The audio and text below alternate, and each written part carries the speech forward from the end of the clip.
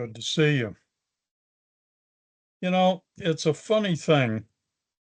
Human beings do not like being untested. We pretend that we do. We'll say things like, I just want peace, stability, balance. And then 5 minutes later, we volunteer for chaos in a slightly more interesting outfit. Now, if you've been with me so far in this series, you already know that we lost the doorway into adulthood.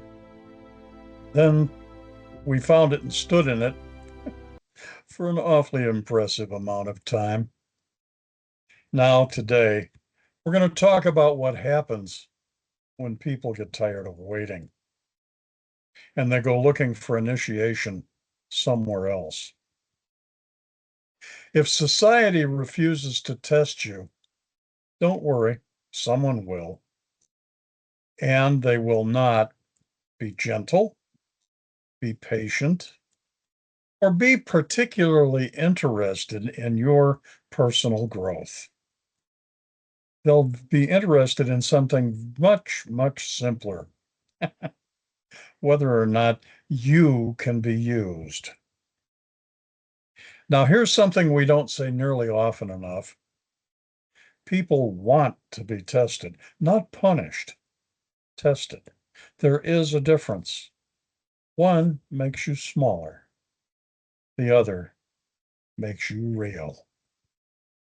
Unfortunately, when legitimate tests disappear, people don't sit quietly and wait for better ones. They go find louder ones, riskier ones, and occasionally catastrophic ones. Because if no one respectable will initiate you, someone disreputable will happily step in.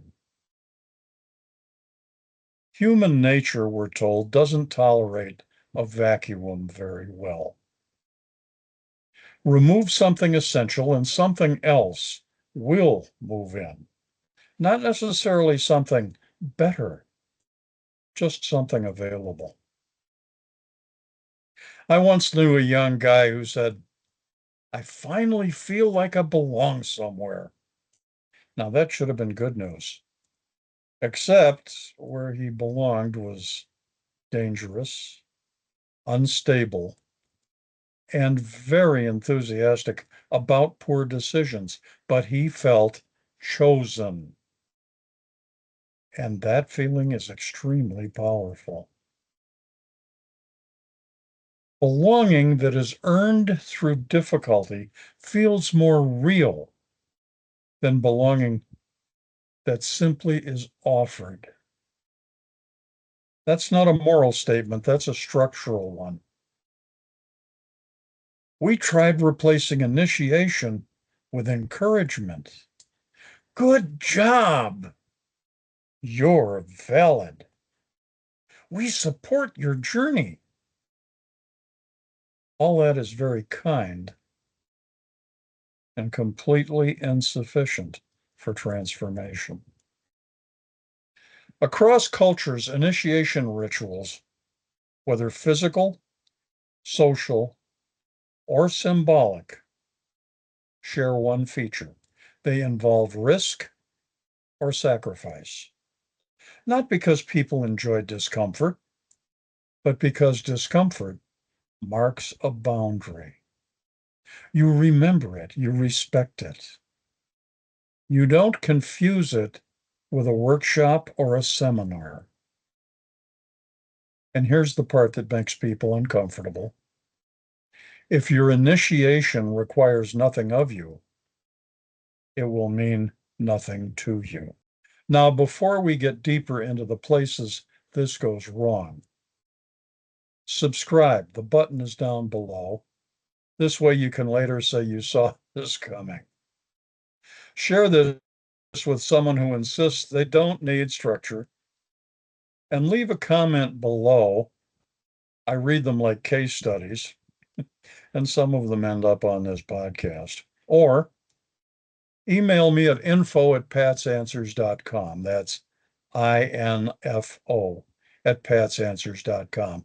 And yes, the $3.99 booklet still exists.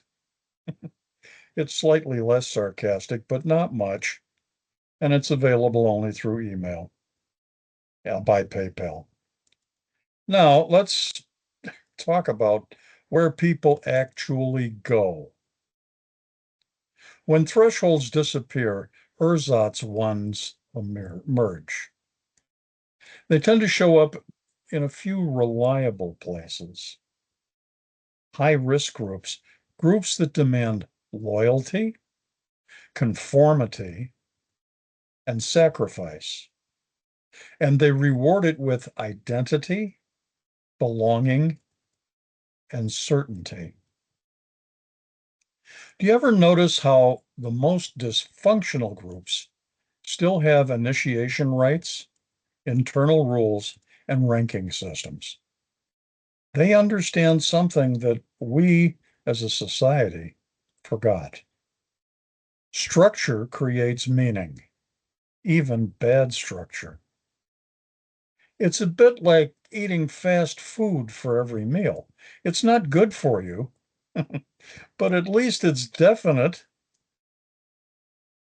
People chase extreme experiences, danger, intensity, emotional spikes, because intensity feels like transformation, even when it isn't.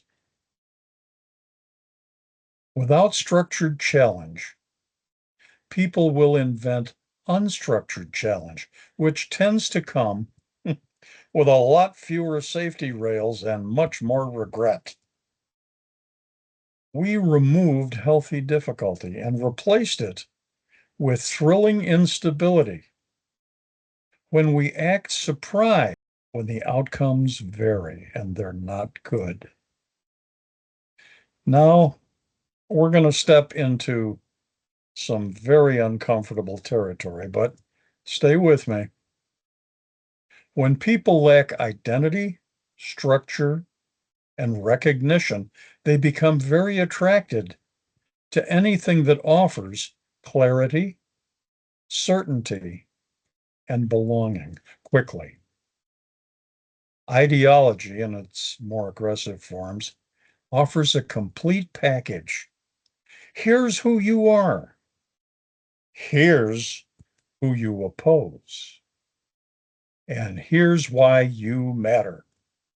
All in one afternoon. Very efficient. And so often, with just enough testing built in, social pressure, performance, loyalty, to feel like initiation, even when it replaces thinking.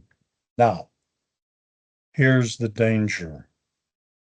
Substitute initiations feel real, but they don't produce wisdom. They produce attachment, dependency, and sometimes, most unfortunately, danger and damage. So now we have a society that says we don't need initiation anymore, and a population that quietly responds, yes, we do, and goes looking for it anyway.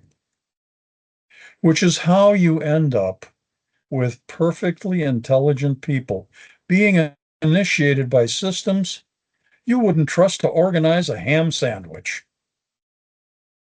Here's the tragedy in all of this.